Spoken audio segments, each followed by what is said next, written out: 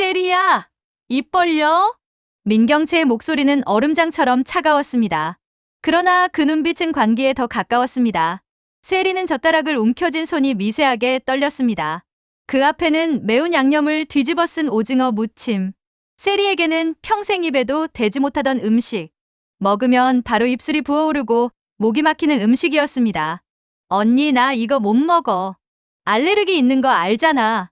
내가 내 딸이면 이걸 좋아해야지. 민경채가 말을 끊으며 순식간에 반찬 그릇을 세리 앞쪽으로 확 밀어붙였습니다. 양념이 튀어 흰 테이블보 위에 붉은 얼룩이 크게 번졌습니다. 어릴 적부터 내가 가장 좋아하던 반찬이야. 그러니까 내가 내 딸이면 당연히 좋아해야지. 스레리는 고개를 저으며 숨을 헐떡였습니다. 정말 먹으면 안 된다니까. 왜 이래? 그러나 그 말은 끝까지 나오지 못했습니다. 민경채가 벌건 고춧가루로 무친 오징어를 억지로 세리의 입에 밀어넣는 순간 그 얼굴엔 미친 듯한 집착과 분노가 동시에 떠올랐습니다. 입 벌려? 세리의 입술이 닫힌 채 떨리자 민경채가 폭발했습니다. 왜 나랑 똑같지가 않니? 왜 내 입맛이, 취향이, 성격이 어느 하나 나를 닮지 않은 거냐고. 결국 젓가락이 세리 입에 억지로 구겨 넣어졌습니다. 세리의 눈동자가 순식간에 커졌습니다. 몸이 경직되며 숨이 턱 막혔습니다. 민경채는 헐떡이며 마지막 한마디를 내뱉었습니다. 넌 내 딸이어야 해. 갑자기 뒤에서 누군가 민경채의 팔을 붙잡았습니다. 그만하세요, 경채씨. 루시아였습니다. 세리는 어느새 루시아에게 안기며 어린아이처럼 울어댔습니다. 괜찮아. 숨 쉬어. 여기 물 좀 마셔. 루시아는 조심스럽게 세리의 입을 정리하고 물티슈로 입가를 닦아줬습니다. 세리는 헐떡이며 고개를 떨구었습니다. 경채는 자리에 서서 흔들리는 눈으로 둘을 바라보다 결국 아무 말도 하지 못하고 자기 방으로 돌아갔습니다. 그 뒤에는 세리의 조용한 트느낌만이 남았습니다. 민경채 사장은 헤어진 연인의 아이를 낳은 후 그 아이의 엄마 대신 큰언니로 살아왔습니다. 그런데 이제 와서 공 실장은 그 아이는 태어나자마자 죽었다고 합니다. 어쩐지 갑작스럽게 나 민경채를 배신하고 동생 수정이와 결혼하겠다고 이빨 빠진 호랑이 취급하는 김선재. 다시는 찾아오지 말라고 매몰차게 내치는 스텔라 장. 20년 동안 묻혀졌던 진실을 마주해야 하는 민경채. 불과 며칠 전까지도 스텔라 장을 등에 업고 쿠데타를 꿈꾸던 그녀의 몰락을 미리 예고해드립니다. 돌고 도는 인생사, 우리나라 드라마를 더 시원하게 풀어드리는 돌돌TV 시작합니다. 구독과 좋아요, 여러분의 응원에 진심으로 감사드립니다. 세리가 울음을 멈추고 방으로 돌아온 뒤 저택은 깊은 새벽처럼 조용해졌습니다. 세리는 침대에 웅크린 채 불 꺼진 방 천장을 멍하니 바라보고 있었습니다. 입술 끝이 미세하게 떨리고 있었고 목구멍엔 아직도 매운 기운이 남아 숨을 깊게 들이쉬지 못했습니다. 그때 조용히 문고리가 돌아가는 소리가 들렸습니다. 또르르. 문틈이 열리며 민경채의 모습이 드러났습니다. 그녀의 얼굴에는 낮에 관기 대신 지쳐버린 사람의 그림자만 남아 있었습니다. 경채는 잠시 문 앞에 멈춰 서 있다가 조심스레 입을 열었습니다. 세리야, 앉아? 세리는 뒤돌아보지 못하고 그저 이불 끝만 꼭 쥐고 있었습니다. 경채는 천천히 다가와 세리의 침대 끝에 앉았습니다. 그녀의 무릎 위에서 손가락이 꼬이고 풀리고를 반복했습니다. 그리고 마침내 한숨 섞인 목소리로 말을 꺼냈습니다. 세리야, 이제는 말해야 할 것 같아. 사실은 엄마가 널 낳은 사람이야. 방 안의 공기가 멈춘 듯 했습니다. 세리의 눈이 커지며 숨이 턱 막힌 듯 가슴이 들썩였습니다. 경채는 그 표정을 보면서도 도망치듯 말을 이어갔습니다. 내 친아빠, 그 사람 엄마가 정말 많이 좋아했던 사람이야. 경채의 목소리는 잠시 떨렸다가 금방 다시 가라앉았습니다. 민경채는 민두식 회장이 그 남자를 인정하지 않아 헤어질 수밖에 없었다고 설명했습니다. 그리고 자신이 미혼모가 되는 상황을 피하고자 할아버지가 막내딸로 출생신고를 하게 되었다고요. 세리는 말이 나오지 않았습니다. 경채는 마지막으로 조용히 덧붙였습니다. 그러니까 스텔라, 여사님이 너한테는 친할머니 되는 거고 엄마가 숨겨서 미안해. 세리는 입술을 달싹였지만 말이 나오지 않았습니다. 방은 다시 조용해졌습니다. 민경채는 세리를 붙잡고 흐느꼈고 이 순간 세리 또한 속절없는 운명의 회오리를 느끼고 있었습니다. 하지만 민경채가 모르는 사실이 하나 있었습니다. 공실장의 폭탄 선언 이후 세리가 자신의 친딸이 아닐지도 모른다는 의심이 시작됐을 때 민경채는 더욱 광적으로 세리를 자기 색깔로 물들이려 했습니다. 자신을 닮지 않은 세리의 모든 것이 두려웠던 겁니다. 그러나 아이러니하게도 바로 그 시간 동안 세리는 진짜로 사람이 되어가고 있었습니다. 진짜 엄마 루시아의 사랑과 인내로 세리의 마음속에서 양심이라는 인간성의 씨앗이 자라나고 있었던 겁니다. 남을 밟고 올라서는 것만이 생존이라 믿었던 세리에게 루시아는 다른 길이 있다는 걸 보여주고 있었습니다. 세리야, 내가 아파서 괴로울 때 다른 사람도 똑같이 아플 수 있다는 걸 기억해. 루시아의 목소리는 언제나 따뜻했습니다. 훈계가 아닌 진심 어린 걱정이었습니다. 세리는 처음에는 그 말을 이해하지 못했습니다. 하지만 루시아가 매일 밤 세리의 방문을 두드리며 잘 자라고 인사하고 세리가 울 때마다 아무 말 없이 등을 토닥여주는 모습을 보면서 무언가가 천천히 녹아내리기 시작했습니다. 새엄마의 권유로 시작한 카페 알바에서 다양한 사람들과 마주할 기회를 가졌습니다. 민세리는 한낮 시간제 알바생이 되면서 인생의 쓴맛을 느껴보기 시작한 것입니다. 이유 없이 트집 잡는 손님들은 과거의 자신의 모습을 투영해 주었습니다. 자신이 내민 한 잔의 커피에 감사해하는 사람들, 그리고 작은 일에도 칭찬을 아끼지 않는 매니저와 동료들이 의아했습니다.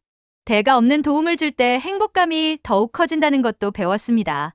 세상이 내 마음대로 돌아가는 줄만 알았던 자기 모습이 창피하게 느껴지기 시작했습니다. 그와 동시에 아침에 눈을 뜨면 과거의 후회들이 밀려왔습니다. 세리는 점점 통제할 수 없는 죄책감이 시달리고 있었습니다. 결국 비바람이 부는 초겨울 어느 날 세리는 민강유통의 옥상에 올랐습니다. 친구들 앞에서 밀치고 욕하던 순간들, 폭행당하고도 아무 말 못한 채 울던 백미소, 민강유통 옥상 난간에 홀로 서 있던 백미소의 마지막 모습, 그리고 가해자라는 꼬리표가 붙은 기사 제목들. 바람이 세차게 불었습니다.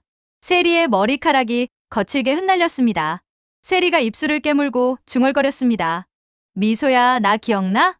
내 얼굴에 케이크 던지고 애들 다 보는 데서 찍어서 인터넷에 돌렸던 거. 그때도 난 내가 내 인생 가로막는 애라고만 생각했어.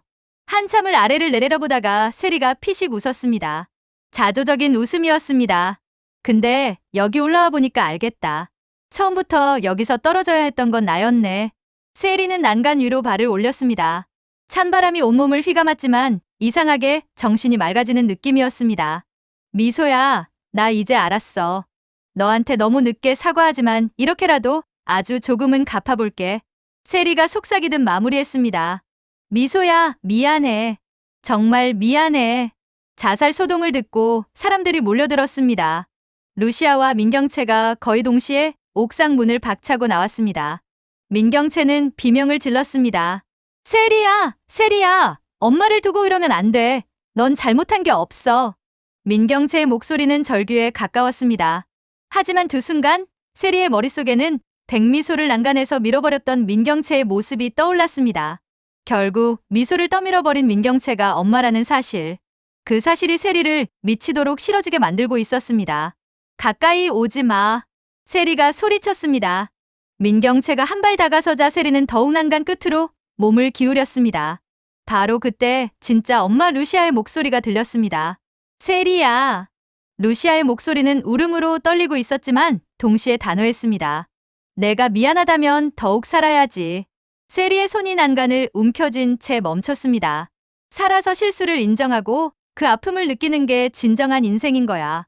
죽음으로 도망치는 건 그건 진짜 비겁한 거야. 루시아가 한 걸음씩 천천히 다가왔습니다. 미칠 만큼 미안하다면 살아남아. 살아서 미소가 살지 못한 날들을 대신 살아줘. 그게 진짜 용기야. 세리의 눈에서 눈물이 주르륵 흘러내렸습니다. 새엄마. 그래, 나야. 엄마가 왔어. 세리는 그 말에 힘을 얻었습니다. 난간에서 한 발짝 내려오자 구급대원이 달려와 따뜻한 담요로 세리를 덮어주었습니다. 민경채는 그 모습을 멀리서 지켜볼 수밖에 없었습니다. 자신이 아닌 루시아에게 안기는 세리를 보며 민경채는 무언가 중요한 걸 놓쳤다는 걸 깨달았습니다. 세리가 정신적인 위기를 겪을 때마다 곁에서 일으켜 세운 사람은 새엄마 루시아였습니다. 세리는 병원에서 열병을 앓았습니다. 생사를 오가던 나흘 동안 루시아는 단 한순간도 세리 곁을 떠나지 않았습니다. 기력을 되찾은 세리가 루시아에게 말했습니다. 저 미소한테 가보고 싶어요. 같이 가주실 수 있어요? 루시아는 잠시 놀란 표정을 지었다가 조용히 고개를 끄덕였습니다. 그리고 루시아는 이제 세리에게 진실을 알릴 시간이 왔음을 직감했습니다. 따뜻한 오후 햇살이 비추는 납골당. 세리와 루시아가 나란히 걸어 들어왔습니다. 세리의 손은 루시아의 손을 꼭 잡고 있었고 그 손은 미세하게 떨리고 있었습니다. 저기 미소가 있어. 루시아가 조용히 말했습니다. 세리는 천천히 미소의 납골함 앞으로 다가갔습니다.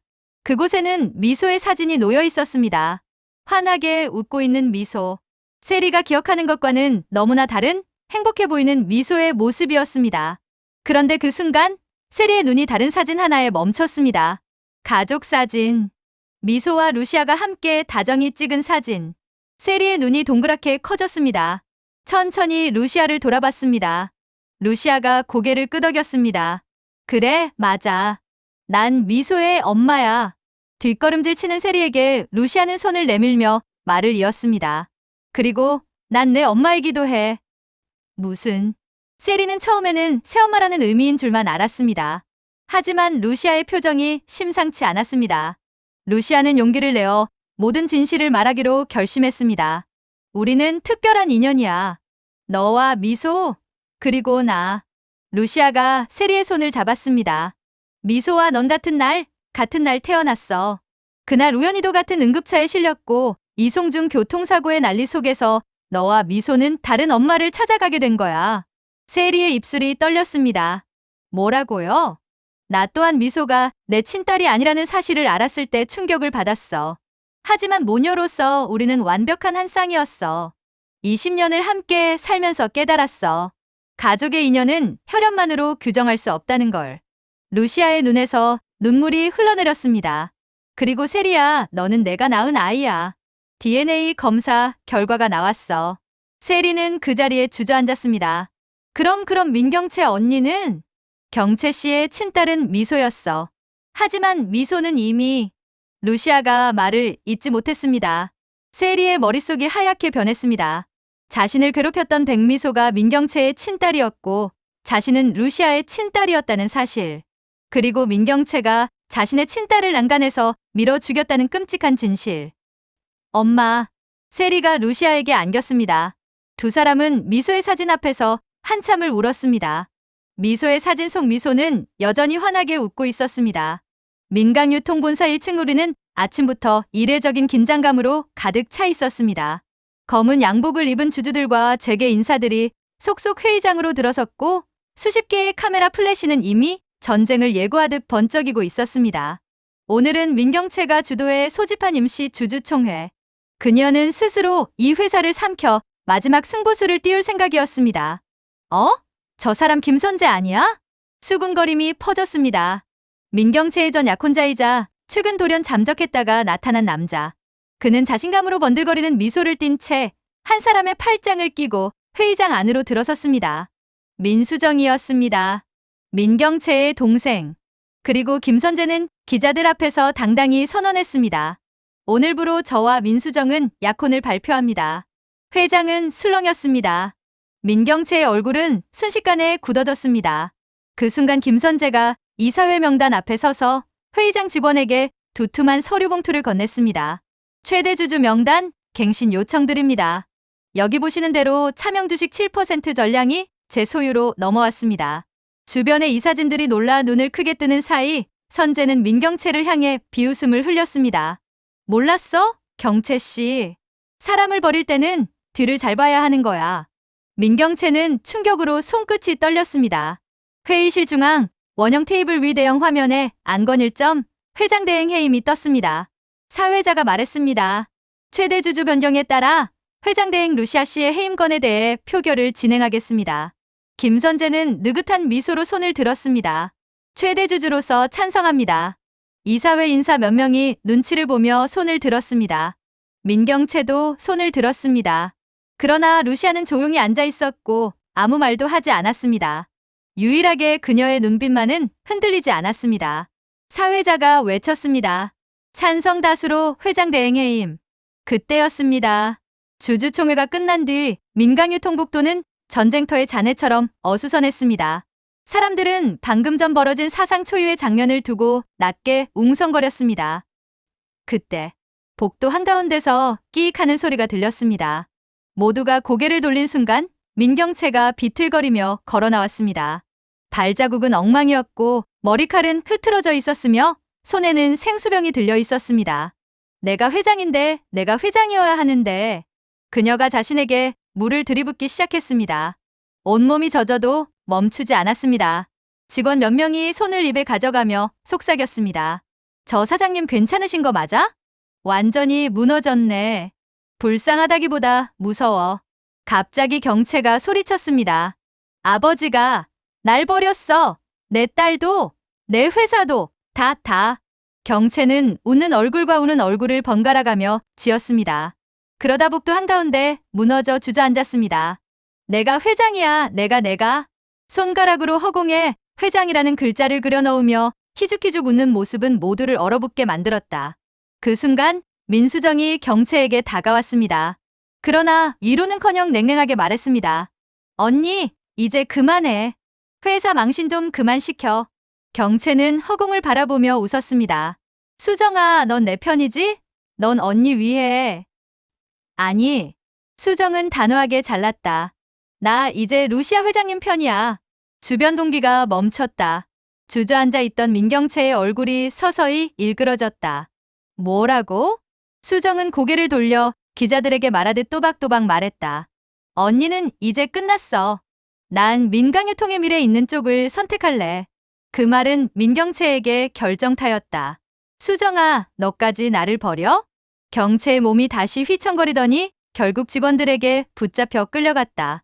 그녀의 발끝은 바닥을 질질 끌었고 웃음인지 울음인지 모를 이상한 소리가 새어나왔다.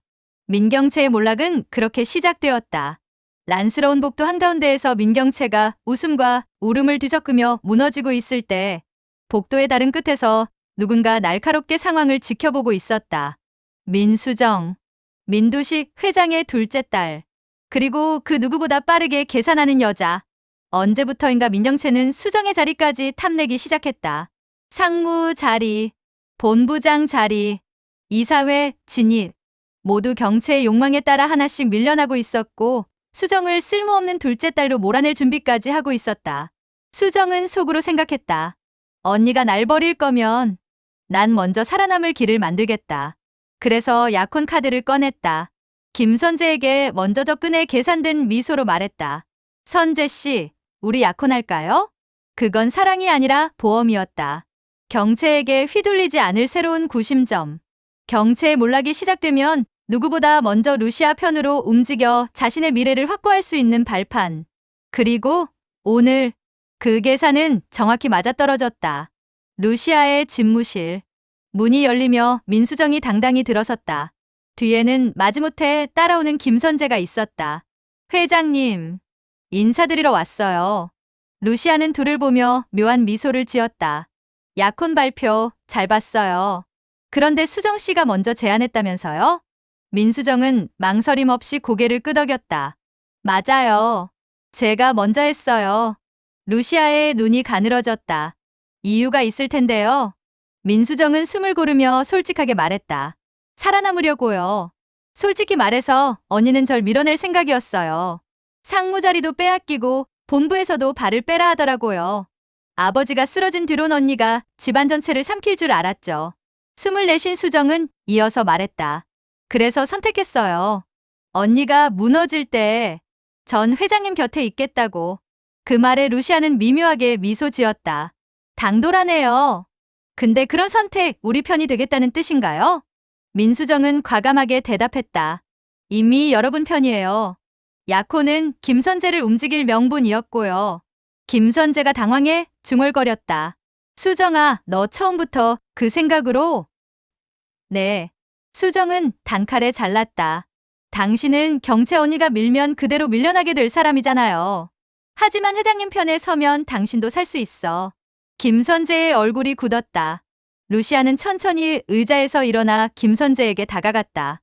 김선재 씨, 당신이 지금 우리 쪽으로 넘어오면 절대 돌아갈 수 없어요. 김선재는 침을 삼켰다. 알고 있습니다. 그럼 묻죠. 민두식 회장의 비자금 계좌 당신이 관리했죠?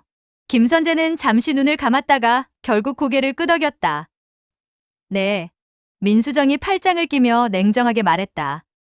선재 씨, 선택해요. 비자금 자료를 회장님께 넘기면 나도 약혼 유지해 줄게. 그 순간 김선재의 얼굴이 조금 흔들렸다.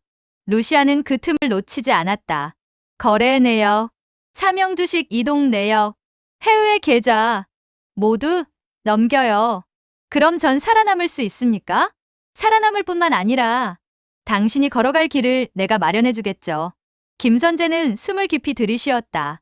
자료 넘기겠습니다. 지금 바로. 루시아는 천천히 미소를 띄었다. 좋아요. 이제부터 김선재 씨는 내 사람입니다. 민수정도 미소 지었다. 그리고 난 이제 진짜 민강유통의 사람으로 살 거예요. 김선재가 나가자 민수정이 조용히 말했다. 회장님, 저 잘 선택한 거겠죠? 루시아는 창밖을 보며 말했다. 수정 씨, 당신은 살아남는 감각이 있어요. 그건 쉽게 무시할 재능이 아니에요. 그리고 나직하게 덧붙였다. 민두식의 비자금이 우리 손에 들어오면 민강유통은 완전히 새 판으로 넘어가게 됩니다. 민수정의 눈이 반짝였다. 그럼 언니는요? 루시아의 눈빛이 서늘하게 가라앉았다. 민경채 씨? 그 사람의 몰락은 이제부터 본격적으로 시작이죠. 임시 주주총회가 끝난 뒤 민경채는 비틀거리듯 저택으로 돌아왔다. 현관문을 밀고 들어서는 순간 저택 특유의 고요함이 그녀를 덮쳤다. 넓고 화려한 거실, 값비싼 샹들리에 대리석 바닥 모든 것이 제자리에 있었지만 그 어느 것도 그녀를 위로하지 않았다. 세리야? 세리야, 어디 있어? 목소리가 텅 빈 공간을 맴돌았다. 메아리처럼 되돌아오는 건 침묵뿐이었다. 경채는 거실을 둘러봤다. 소파도 주방도 식당도 어디에도 세리의 모습은 보이지 않았다. 기척조차 없었다. 경채의 가슴속 어딘가에서 불길한 예감이 차가운 손길처럼 기어 올라왔다. 임시 주주총회에서의 패배감, 아버지의 차가운 눈빛, 루시아의 승리한 미소 그 모든 것들이 한꺼번에 밀려들어와 그녀의 숨통을 조여왔다. 세리야, 제발. 경채는 천천히 계단을 올랐다. 한 걸음 한 걸음이 무거웠다. 마치 자신이 오르는 곳이 계단이 아니라 단두대로 가는 길처럼 느껴졌다. 2층 복도에 다다랐을 때 경채는 멈춰섰다. 세리의 방문이 아주 살짝 열려 있었다. 경채는 숨을 죽이며 그 문 앞으로 다가갔다. 문틈 사이로 희미한 불빛이 새어나왔다. 침대 옆 스탠드의 은은한 빛이었다. 그 빛 속에서 세리의 그림자가 보였다. 몸을 웅크린 채 침대 모서리에 앉아 휴대폰을 두 손으로 꽉 움켜쥐고 있는 세리. 경채의 가슴이 철렁 내려앉았다. 세리의 어깨가 미세하게 떨리고 있었다. 화면의 푸른 빛이 세리의 얼굴을 창백하게 비추고 있었다. 뭘 보고 있는 거야? 경채가 문 앞에 조심스럽게 다가서자 세리가 반사적으로 몸을 움찔했다. 휴대폰을 재빨리 뒤집어 화면을 내려놓고 경채 쪽을 돌아봤다. 그 순간 경채는 느꼈다. 세리의 눈빛이 달랐다. 평소에 밝고 순수한 눈빛이 아니었다. 거기엔 미세한 경계심이 있었다. 두려움이 있었다. 그리고 거리감이 있었다. 마치 낯선 사람을 대하는 것처럼. 세리야? 경채의 목소리가 떨렸다. 세리는 천천히 고개를 들었지만 눈을 제대로 마주치지 않았다. 언니 아니, 들어오셨네요. 그 한마디가 경채의 가슴을 날카롭게 찔렀다. 언니? 들어오셨네요. 그 어색한 존댓말 같은 호칭. 그 거리를 두려는 말투. 경채는 그것만으로도 가슴이 저릿하게 내려앉는 걸 느꼈다. 엄마라고 했잖아. 경채는 애써 미소를 지으며 한 걸음 더 가까이 다가갔다. 아까 다 얘기했잖아. 세리야. 내 엄마야. 세리는 억지로 미소를 지었다. 하지만 그 미소는 입꼬리만 올라갔을 뿐 눈은 웃지 않았다. 네 들었어요. 근데 오늘은 좀 피곤해서요. 피곤해서? 경채는 그 말이 무엇을 의미하는지 정확히 알 수 있었다. 엄마라고 부르기 피곤하다는 거잖아. 나랑 같이 있기 피곤하다는 거잖아. 경채의 입술이 바짝 말랐다. 목구멍이 조여왔다. 세리는 여전히 침대 모서리를 손가락으로 만지작거리며 시선을 피했다. 발은 침대 아래로 내려가 운동화 끈을 건드리고 있었다. 마치 언제든 일어나서 도망갈 준비를 하고 있는 것처럼 경채는 천천히 손을 뻗었다. 세리야, 엄마가 너 많이 생각했어. 오늘은 엄마랑 같이. 세리가 바로 뒷걸음을 쳤다. 경채의 손끝이 허공을 스쳤다. 죄송해요, 언니. 세리의 목소리가 조금 더 떨렸다. 아니, 엄마. 근데 저는 오늘은 쉬고 싶어요. 죄송해요. 저는 쉬고 싶어요? 경채는 그 순간 무언가가 가슴속에서 퍽 하고 무너져 내리는 걸 느꼈다. 세리가 자신을 피한 건 처음이 아니었다. 루시아의 집으로 간 뒤로 세리는 조금씩 경채와 거리를 두기 시작했다. 전화를 덜 받았고 만나자는 제안을 슬쩍 피했고 대화도 예전만큼 친밀하지 않았다. 하지만 오늘의 피함은 달랐다. 완전히 달랐다. 어딘가 정서적으로 잠긴 문처럼 차갑고 단단하고 절대 열리지 않을 것처럼 느껴졌다. 경채의 손끝이 허공에서 부들부들 떨렸다. 세리야. 경채의 목소리가 갈라졌다. 나 무서워서 피하는 거야? 세리는 대답하지 않았다. 고개를 숙인 채 입술만 꾹 다물었다. 침묵이 흘렀다. 그 침묵 자체가 대답이었다. 경채는 그 순간 자신의 세계가 완전히 무너지는 걸 느꼈다. 아버지에게 버림받았다. 회사에서 쫓겨났다. 루시아에게 모든 걸 빼앗겼다. 그래도 괜찮다고 생각했다. 세리만 있으면, 세리만 자기 곁에 있으면. 그런데 지금 세리마저 등을 돌리고 있었다. 경채의 속에서 무언가 퍽하고 무너져 내렸다. 다음 순간 경채는 돌연 뒤로 돌아섰다. 쾅! 문을 밀치고 복도로 나왔다. 공 실장! 경채의 목소리가 저택 전체를 울렸다. 샹들리에가 미세하게 흔들릴 정도로 격렬한 외침이었다. 공 실장, 어디 있어? 계단을 쾅쾅 밟으며 내려가는 경채의 숨소리는 거칠었다. 얼굴은 벌겋게 달아올랐고 두 손은 주먹을 쥔 채 부들부들 떨렸다. 공 실장이 식은땀을 흘리며 불이 나게 달려나왔다. 예, 사모님. 다 너 때문이야. 경채는 거의 비명에 가까운 소리로 소리를 질렀다. 내 딸이 지금 나를 피하고 있어. 공 실장은 눈을 크게 떴다. 아가씨가 왜요? 왜냐고. 경채는 테이블 위에 있던 장식품을 그대로 쓸어내렸다. 쨍그랑. 도자기 화병이 바닥으로 떨어지며 산산조각 났다. 장미꽃들이 물과 함께 바닥에 흩어졌고 유리 파편들이 사방으로 튀었다. 공 실장의 얼굴이 하얗게 질렸다. 내가 20년 전에 바꿔치기만 안 했어도.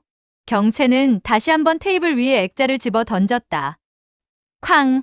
액자가 벽에 부딪히며 깨졌다. 유리 조각들이 반짝이며 떨어졌다. 내 딸이 나한테 이렇게까지 안 했을 거 아니야.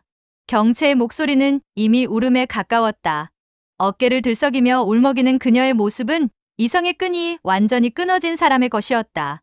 세리가 루시아랑 살붙이고 나를 피하고 날 엄마라고 안 보는 거. 경채는 공 실장에게 한 걸음 한 걸음 다가갔다. 전부 너 때문이야. 전부. 공 실장은 말문을 닫고 고개를 숙였다. 사모님, 죄송합니다. 제 잘못입니다. 당연히 내 잘못이지. 경채는 공 실장의 어깨를 양손으로 밀쳤다. 쿵! 공 실장의 몸이 뒤로 비틀거리며 벽에 부딪혔다. 내가 하루하루 뺏긴 모든 것. 세리의 첫걸음, 첫마디, 세리가 나를 처음 엄마라고 불렀을 그 순간. 경채는 다시 공 실장을 밀쳤다. 세리의 마음까지 뺏긴 것도, 나한테서 다 가져간 것도 다 너 때문이라고. 공 실장은 더 이상 저항하지 않았다. 그저 벽에 기댄 채 고개를 푹 숙이고 경채의 분노를 받아냈다. 다 돌려놔. 경채의 목소리가 갈라졌다.